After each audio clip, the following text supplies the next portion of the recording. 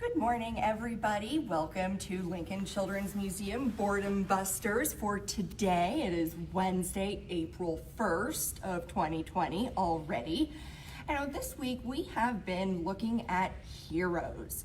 Now, when you think of heroes, you might start thinking about Superman and Batman and other superheroes, but it's a really good time to also think about our hometown heroes. Now, we have been running a little campaign where you can write a letter of thanks to any of your hometown heroes. Just send it on over to us here at the museum, and we will compile those and get those out to the right people. Now, today, we are going to be talking about the police. Now, the police do a lot of really important things in our community and in our country. So today, think about the different things. What do police do to help us? Now, we have today this video recommendation, which is very, very cute. It's in the same series as the paramedic one from Monday, and it's the kids' dream jobs.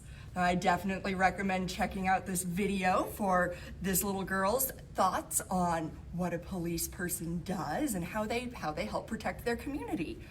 Now, some of the things that police officers do to help keep us safe is they investigate. Now, when you're investigating something, you're looking at it and you're thinking about it and you're trying to make connections to solve a mystery. Now, an important part of that is using your observational skills. So when you go out on your walk today and print off this little scavenger hunt. We have all of these things linked below. So print off this scavenger hunt and see if you can use your observation skills to find all of these items when you go out today. And we also have a book recommendation today. It is called Tinyville Town, I'm a Police Officer by Brian Biggs. And again, we have that linked below. Now, one thing, when police officers are investigating a crime, they will look to see if fingerprints have been left behind by the criminal. Now, fingerprints, why fingerprints? Well, it turns out that every single fingerprint of every single human on every single finger, they are all different. Now, if you look at your fingers, it can be a little bit tricky to see the shapes that are on there. You can feel the ridges, but how can you tell what they actually look like? So for today, for our STEM activity, I have a fingerprinting activity. So over here, and these are both printables that are linked on our website. Now we've got some hands here, and then we have a guide for the different kinds of fingerprints. Now, there are three basic shapes. There's a loop, a whirl, and an arch. So if you look a little bit more closely though, you'll find that within the different categories, there are different choices. There's a plain arch or a tented arch, for example. So on this worksheet here, just all you need for this is your hands and an ink pad. Now I have these pretty fancy little ones. They are especially for fingerprints. They are a little bit less messy, but a standard one works just fine. Now on this sheet here, now you want to make sure when you press down with your thumb, get your entire print on there. See? And then line it up. So press down and get it all there. And then work your way around.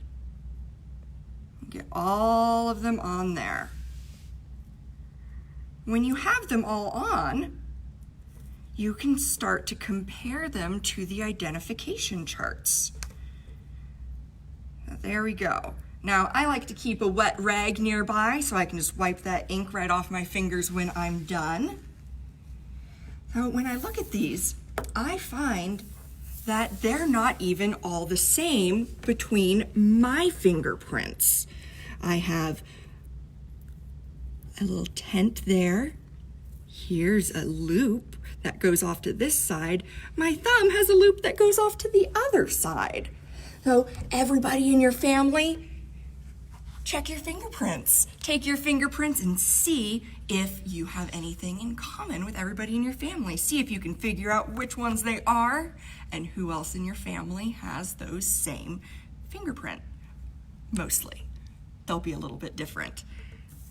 The police officers will look and see even just these tiny little lines. They might be this shape, but whose is it? And you can even do a fun little activity where everybody puts down their fingerprints. You can fold them up, cut them up between the fingerprints, and then pull one and see if you can figure out who it belongs to and see if you can identify that. All right, now for our art activity today, we're going to be doing fingerprints again. I'm gonna bring my wet rag with me. So you can do fingerprint art. I have here a little palette with lots of different colors on it. Now it can be tempting to just splot your whole finger in there, but you don't need that much if you're doing fingerprint art. So just a little bit, maybe even dab off a little bit there so it's not very much. I'm gonna make some pink fingerprints here, going around. Let's see, I'm gonna do some purple. I'm making a little rainbow. And you can do just about anything. You can look around the world outside and see what things start with shapes that look like your fingerprints. Maybe a flower. So I'm gonna do my middle fingerprint this time. There's that center of the flower where all the pollen and nectar is. And I think I'll make a purple flower. Oh, there are my petals going around.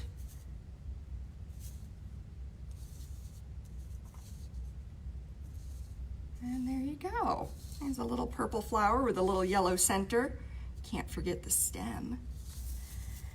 I'm gonna do a little line with my finger there. And then, see, my biggest fingerprint is my thumb. And I want the leaves to be nice and big.